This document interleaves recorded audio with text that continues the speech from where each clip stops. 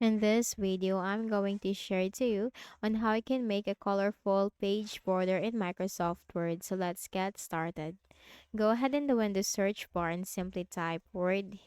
Click on Microsoft Word under the best match. Click on the blank document.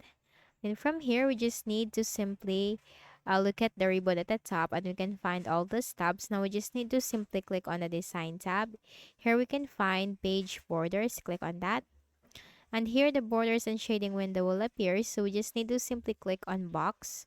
For the style, you can simply choose that from here. Now you can go with any of this. It's up to you. It's up on your style. Now let me just go with this basic one. And you have here for the colors. In order to create a colorful border, you need to click on this drop down and choose your color from here. So there are a lot of colors that you can choose from. For your preference, for your style, for your favorite colors, you can simply choose that from here. And for the width or the thickness of the border, you can simply choose that from here too. And then you can apply this to whole document or any of the options from here, and then you just need to click on OK. And that's it. You have just created a colorful border on your Microsoft Word. So that's it. I hope this video helped you. Kindly please do not forget to hit the like button and subscribe to this YouTube channel for more tutorials like this. Thank you for watching.